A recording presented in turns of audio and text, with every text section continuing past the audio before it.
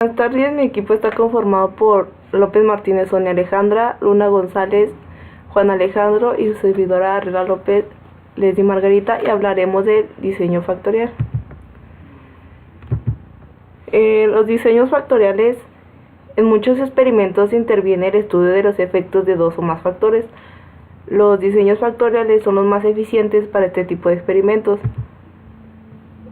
Por diseños factoriales se entiende que en cada ensayo o réplica completa del experimento se investigan todas las combinaciones posibles de los niveles de cada factor. El efecto de un factor se define como el cambio en la respuesta producida por un cambio en el nivel del factor. Continuamos con el ejemplo. Un ingeniero está diseñando una batería que se usará en un dispositivo que se someterá a variaciones de temperatura extremas. El único parámetro que puede seleccionar en este punto es el material de la placa o ánodo de la batería y tiene tres selecciones posibles. Cuando el dispositivo esté fabricado y se envíe al campo, el ingeniero no tendrá control sobre las temperaturas extremas en las que operará el dispositivo, pero sabe por experiencia que la temperatura probablemente afectará la vida efectiva de la batería. El ingeniero decide probar los tres materiales de la placa en tres niveles de temperatura, menos 15, 70 y 125 grados Fahrenheit, ya que estos niveles de temperatura son consistentes con el medio ambiente donde se usará finalmente el producto. Se prueban 4 baterías con cada combinación de material de la placa y la temperatura.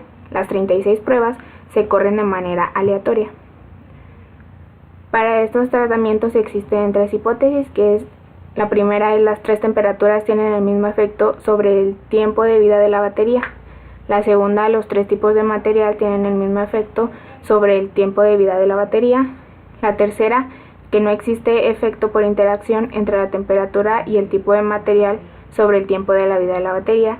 Y la hipótesis alterna, al menos un tratamiento tiene un efecto diferente. Para este problema tenemos que hacer una tablita donde se vea la interacción entre los tipos de material y las temperaturas Fahrenheit.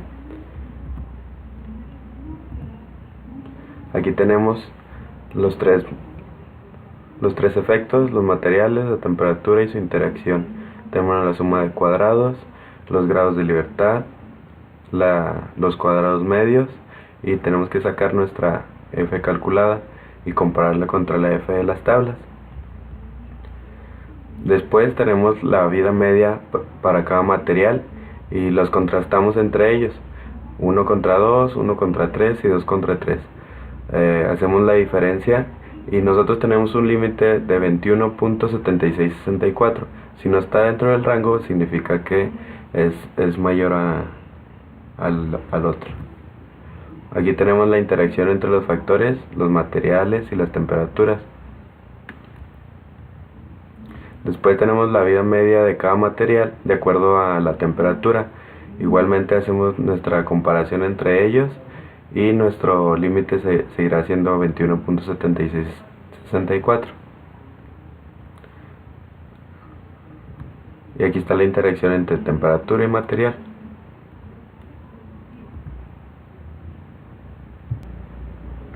En conclusión, con un nivel de significancia de 0.05 se concluye que hay una interacción significativa entre los tipos de materia y temperatura, por lo que los efectos principales del tipo de material y la temperatura también son significativos, es decir, en 3 casos se rechaza H0.